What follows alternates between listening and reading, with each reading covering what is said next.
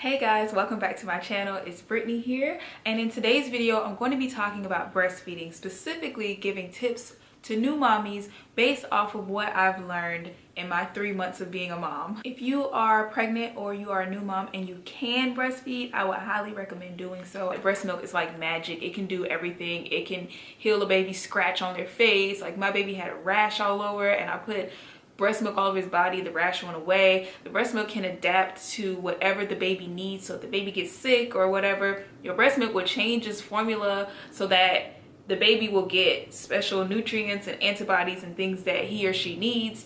And those are things that formula just can't do. I know some women struggle and some women just can't do it, but if you can, I'd highly recommend it because it's so great for the baby and it's really great for you. It's great for helping you lose weight as well. There are not very many new moms that I know of that don't want to lose that baby belly after baby's out. Okay, so the first tip that I want to give is to take a breastfeeding class if you can.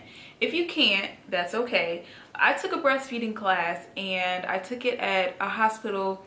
It was a different hospital than the one I delivered at, and that's because it was cheaper at another hospital. So if you didn't know, because I didn't know, but if you don't know, you can always go to another hospital if your hospital or any breastfeeding classes in your area are too expensive for you, or you just don't want to pay that much.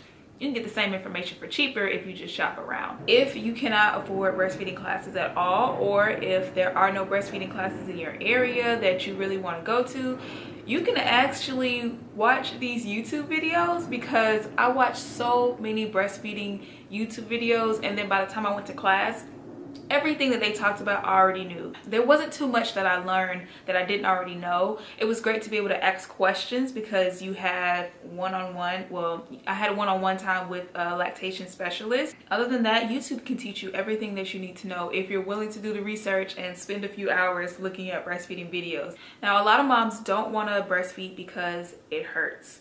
And if breastfeeding hurts, you're doing it wrong. So to make sure that breastfeeding is not hurting for you, you have to make sure that your latch is correct. As long as you can get that deep latch, it won't hurt at all. Now, the first few days, there will be some nipple sensitivity because especially if you're a first-time mom, you've never breastfed before. This is new to have this baby always suckling at your breast, and they're going to be tender, but that only lasts for a few days. But if your baby's latch is not correct, it's going to hurt. So at the top of your mouth, you feel like the hard part with your tongue, and if you push your tongue all the way to the back of your mouth, you can feel that it's kind of a soft palate back there.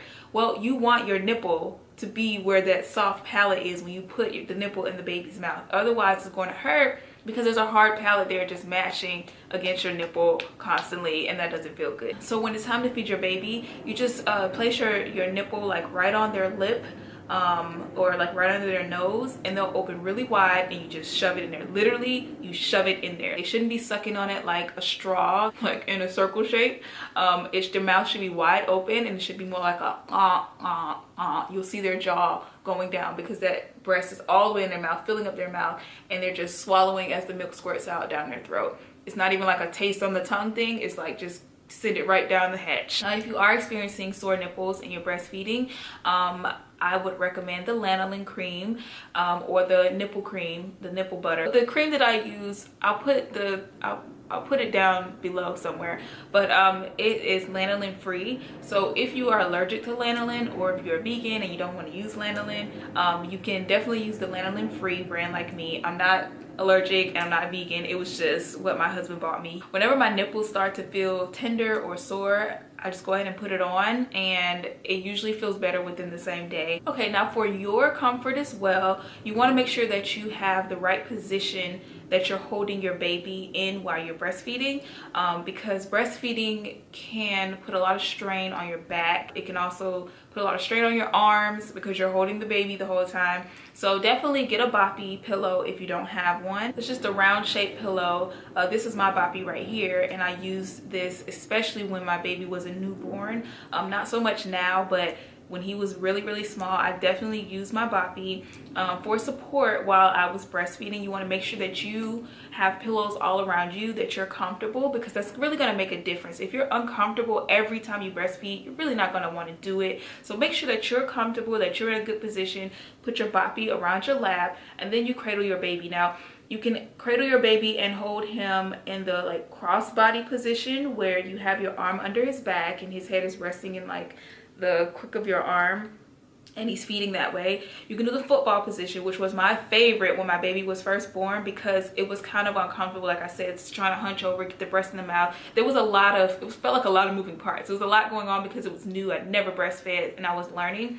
So the easiest way for me was the football position, and that's where you hold the baby's head in the palm of your hand and their body rests on your arm, and you just hold them like a football right here and they'll latch on. The third position is, what's it? I said crossbody, the football, and side lane. I feel more comfortable doing side lane with my baby now than I did when he was really small, because my baby has a little more strength in his back and his neck and his shoulders and everything, and so he can kind of support himself, and I don't even have to hold him. I can just lay him on his side on the bed, I lay on my side, and then just shove the booby in his mouth, and he's just, you know, drinking his milk while I'm doing my thing. I don't really do it often, to be honest, but in the morning time, if I'm super tired because he kept me up at night or we had a rough night or something, and this morning he's ready to feed and I'm still tired, I can get an extra like 5 to 10 minutes of sleep. Not really sleeping, like half sleep.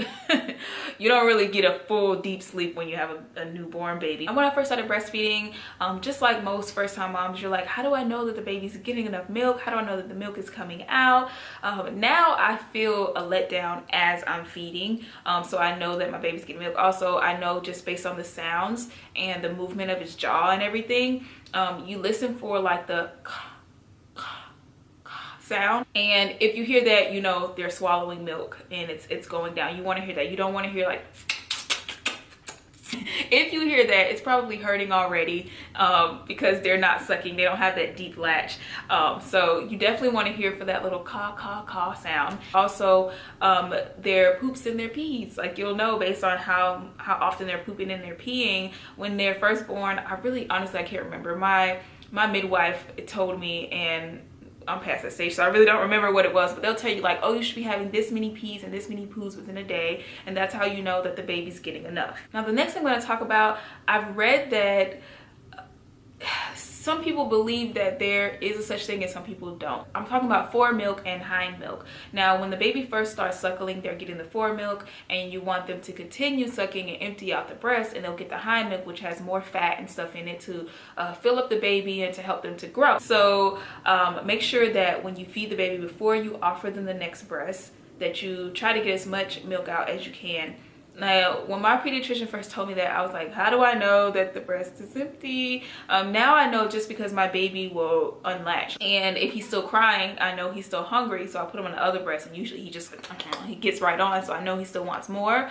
But in those early days, I was like, how do I know that it's empty? But that's how you can tell. Like if your baby's drinking and he pulls off or he's done, then that breast is probably empty, or he's just full, and you don't want to force him to drink more than what he wants. Also, another thing my pediatrician told me was the color of their poo should be that bright yellow, like not bright, it's a mustardy yellow and kind of seedy. If you see poops like that, then you know that the baby is getting enough of the hind milk, which leads me to my next tip or bit of information, which is plugged milk ducts. You want to try to empty out your breast, and not only just for the baby to get all the nutrients that he or she needs, but also for your comfort. Because if you get a plugged milk duct, honey, you will be upset. I've had several and they do not feel good. When you get a plugged milk duct, it feels like there's a tiny rock in your breast, and if you don't get it out, it gets bigger, it gets harder. It is very tender. It hurts, especially if you get them where I tend to seem to keep getting them is under the boob or right near the armpit. Oh my gosh, you can barely even lift your arm. It hurts so bad. The best way to get them out is, of course, by feeding the baby. He's gonna have to suck and drink that milk out. And for me, I was like, I'm feeding my baby. He's emptying the breast and it's still here, like the whole breast. My breast would feel like a freaking pancake. It would just be soft and mushy, but that one spot was still hard like a rock because he hadn't quite gotten it out yet. Some tips that I have learned and read online, and I've tried them out myself, they did help out, was when you get a plugged milk duct, you have to put a warm compress on it. You have to apply some heat. So you can either put a warm compress or you can take a hot shower. You have to massage the area, and I try to massage it as I'm feeding him, depending on the location of the plugged duct. Sometimes you can't massage that thing out because it's in a weird spot and you're trying to hold your baby, and I have to support my boob. Usually when I'm breastfeeding, both hands are already in use because I have to hold up my boob and I'm holding my baby, and so it's hard for me to massage it out. So I tried something called dangle feeding, and that's where you lay the baby on the bed or on the floor, on a blanket, wherever, and you get on all fours and you let your breast dangle over the baby and feed him or her that way, so that gravity can help to pull that plugged milk duct down. I put on my Snapchat when I was desperate, I was like, what do I do? All my mommy friends, like, what do I do? And one of my friends told me to use a comb, to take a comb and comb it over the plug, and that would help to break it up, loosen it up, and send the milk on down. That's what actually worked for me. I've also read about this castor oil thing where you soak a rag in castor oil and you put it on your breast, and some people say they use cabbage leaf, but I've also heard that cabbage leaf can like dry your milk up when you no longer want to breastfeed. So I don't know about trying the cabbage, but to each his own. Also, lining the chin up, line up the baby's chin with where the plug duct is, and that's supposed to help to get it out as well. I tried that. I really don't know if that made a difference or not because the plug didn't go away right away. So I tried so many things. I don't know what exactly it was. I think it was the comb, but you definitely want to make sure that you're getting those plugs out, because if you don't, you can develop an infection called mastitis, which will be a pain. Drinking, you want to make sure that you're drinking plenty of water so that you can have an adequate supply. Every time I pump, I try to drink some water, or even when I feed the baby, I just try to drink water just so that I can continuously keep my body hydrated